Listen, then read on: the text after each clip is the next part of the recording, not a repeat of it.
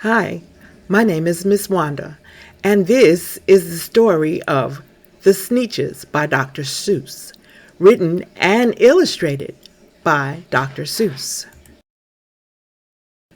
Now the star-bellied Sneetches had bellies with stars. The plain-bellied Sneetches had none upon theirs. Those stars weren't so big. They were really so small, you might think such a thing wouldn't matter at all. But because they had stars, all the star-bellied Sneetches would brag, "We're the best kind of Sneetch on the beaches." With their snoots in the air, they would sniff and they'd snort. "We'll have nothing to do with the plain-bellied sort." And whenever they met some, when they were out walking, they'd hike right on past them without even talking. When the star-bellied children went out to play ball, could a plain belly get in the game? Not at all. You could only play if your bellies had stars, and the plain-bellied children had none upon theirs. When the star-bellied Sneetches had frankfurter roast, or picnics, or parties, or marshmallow toast, they never invited the plain-bellied Sneetches. They left them out cold in the dark of the beaches. They kept them away, never let them come near, and that's how they treated them year after year. Then, one day, it seems, while the plain-bellied Sneetches were moping and doping alone on the beaches, just sitting there wishing their bellies had stars, a stranger zipped up in the strangest of cars. "My friends," he announced in a voice clear and keen, "my name is Sylvester McMonkey McBean. And I've heard of your troubles. I've heard you're unhappy. But I can fix that. I'm the fix-it-up chappie.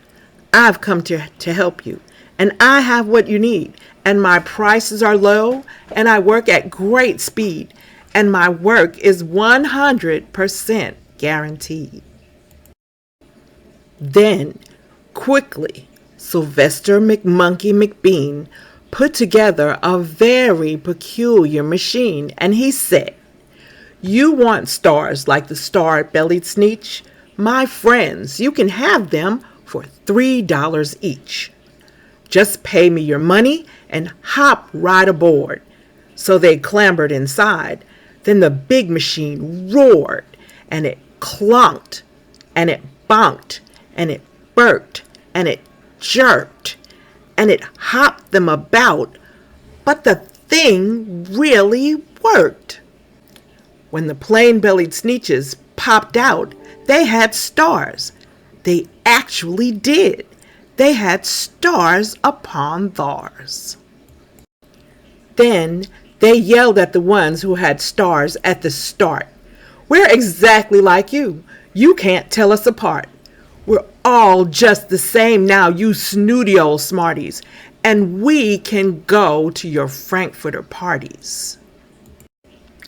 "Good grief," groaned the ones who had stars at the first. "We're still the best Sneetches, and they are the worst.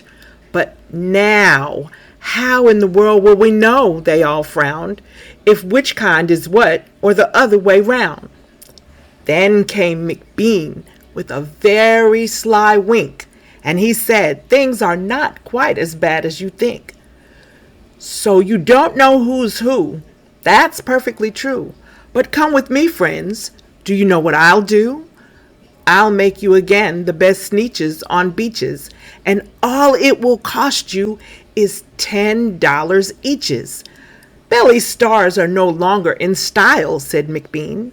"What you need is a trip through my star-off machine. This wondrous contraption will take off your stars, so you won't look like Sneetches who have them upon theirs." And that handy machine, working very precisely, removed all the stars from their tummies quite nicely.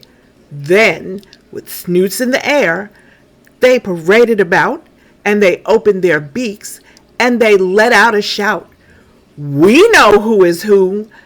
Now there isn't a doubt. The best kind of Sneetches are Sneetches without. Then, of course, those with stars got frightfully mad. To be wearing a star now was frightfully bad. Then, of course, old Sylvester McMonkey McBean invited them into his star-off machine. Then, of course, from then on, as you probably guess, things got into a horrible mess. All the rest of that day on those wild, screaming beaches, the fix-it-up chappie kept fixing up Sneetches. Off again, on again, in again, out again. Through the machines, they raced round and about again. Then, when every last cent of their money was spent, the fix-it-up chappie packed up and he went. And he laughed as he drove his car up the beach. They never will learn. Nope, you can't teach a Sneetch. But McBean was quite wrong. I'm quite happy to say. The Sneetches got really quite smart on that day. That day, all the Sneetches forgot about stars, and whether they had one or not upon theirs. The end. I hope you enjoyed this story. I know I did. See you next time.